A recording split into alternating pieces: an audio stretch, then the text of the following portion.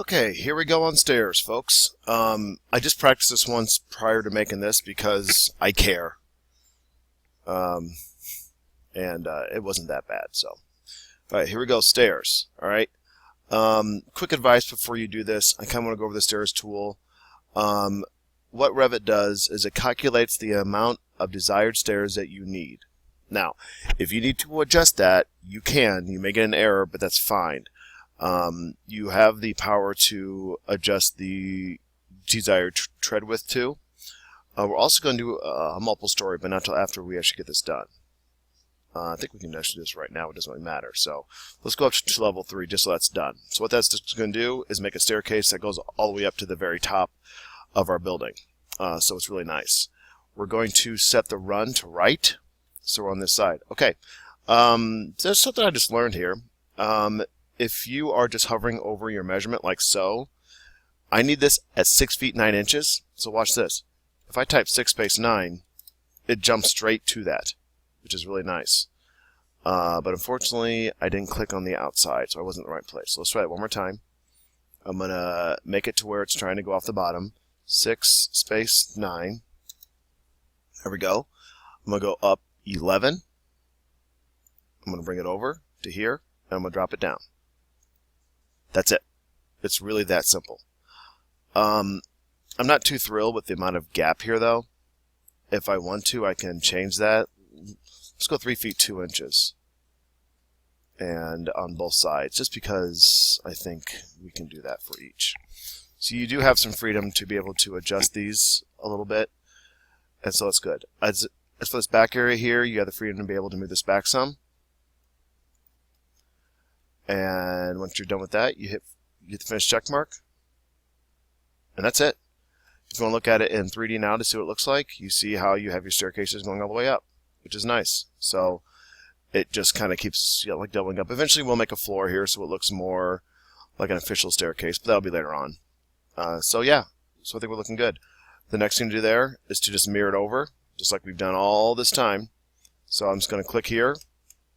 Just going to click on my mirror tool. Click the middle, press enter, and now I have staircases on both sides.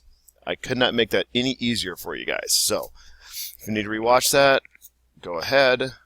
Otherwise, we're going to move on to the roofs. Okay, to try to stay consistent with this book, it does ask us to change the word roof to TO masonry. So I'm going to right click on here and go rename and go T.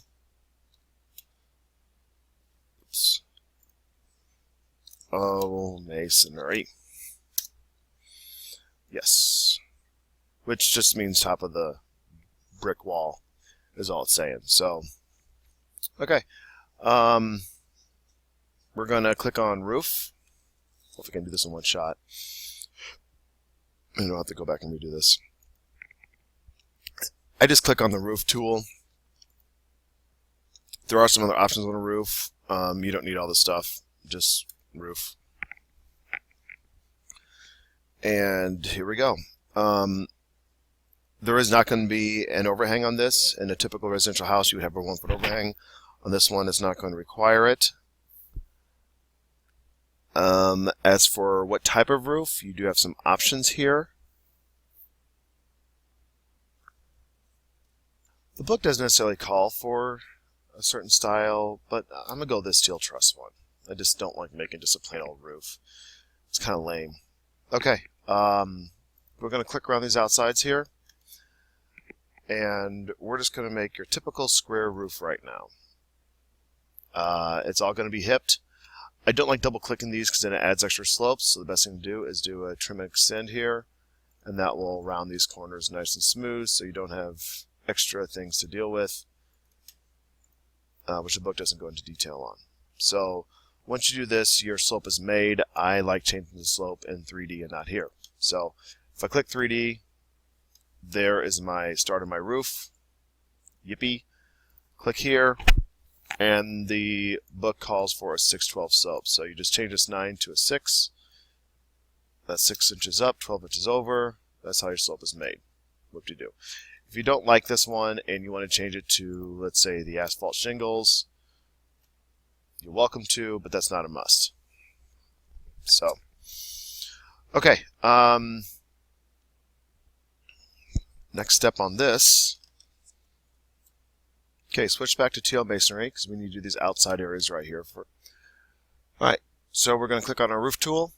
This may have jumped real quick because I had to pause because I tried this once and it didn't work the first time, but I got it right now.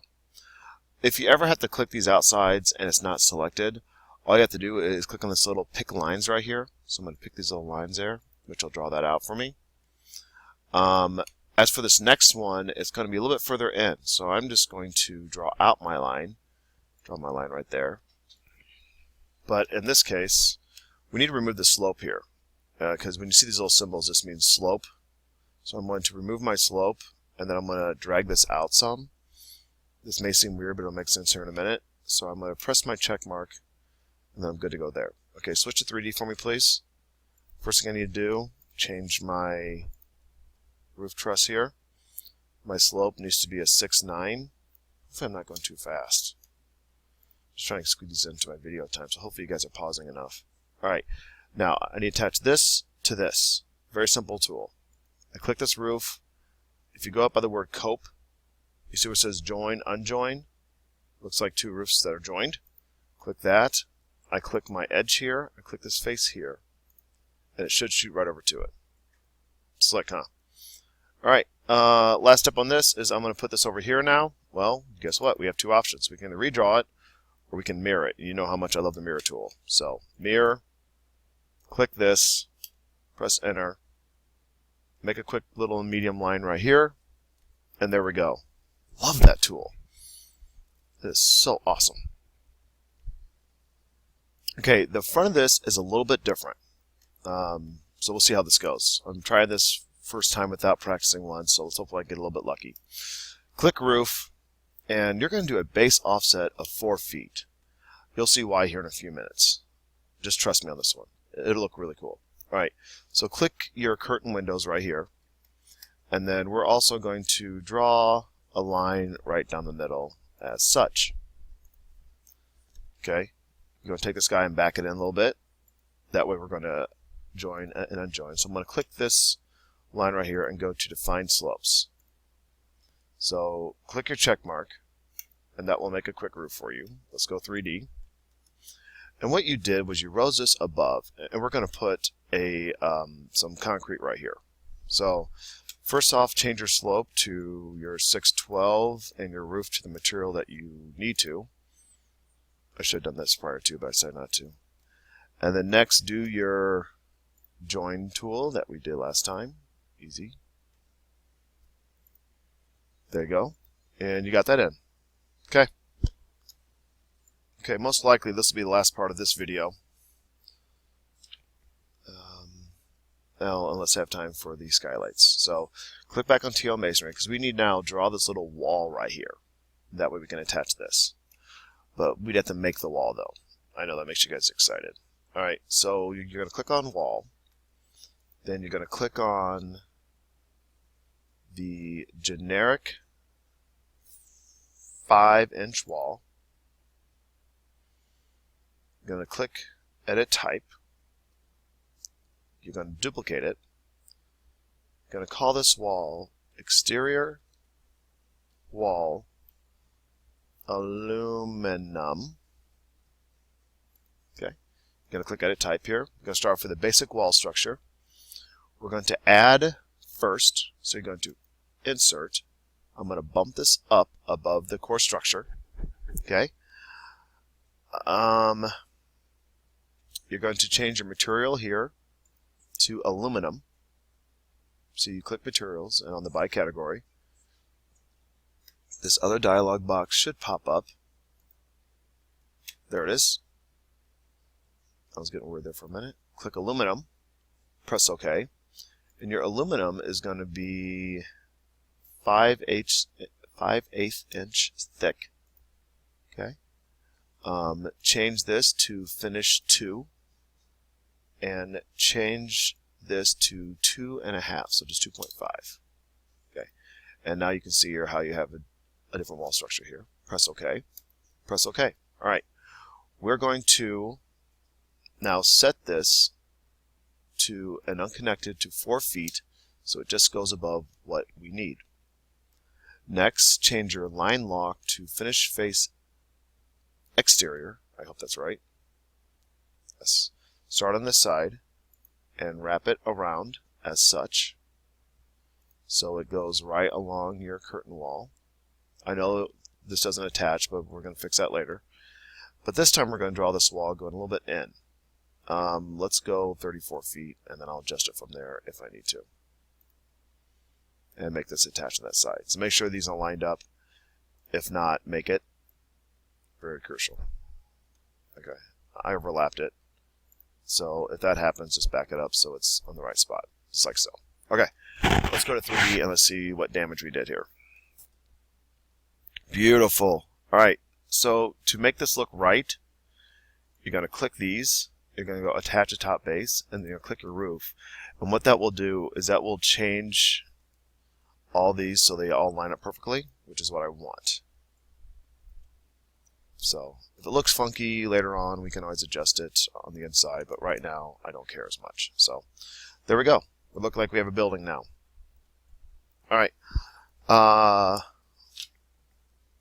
Last step on here, before I take a little bit of a break, is the skylights. Hopefully I can do this quick and painlessly. We're going to go to south elevation first. Elevations are great to be able to work on. 3D, not so much. We need to go skylights. So go Windows, and go Load Family, and go down to Windows, and you should have a skylight someplace. There it is. All right. Here's how we're going to do this. We're just going to dump it first, and then we're going to get it correct. But first off, we need the correct size. 24 by 27 is what we're looking for. Okay, start to dump a few of these in here.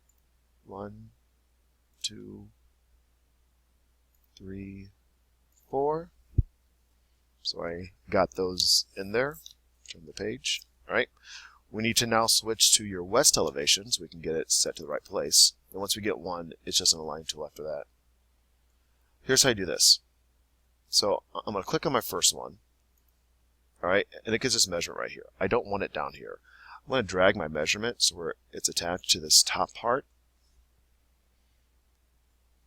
And then I'm going to change this to 22 feet 8 inches. Well, the next step's easy. Modify and align. Click on there, it lines them up. So if I did it wrong. So I'm going to click my skylight, I click align, click the middle of this, click the middle of this. Let's see what it's doing. It's having problems finding the midpoint because I keep on moving it. So there, try to find the midpoint of that one. Nope. Let's just move this guy way up. I think it was too close. Here and here. There we go. No, that's aligned. Okay, let's go back to my south view.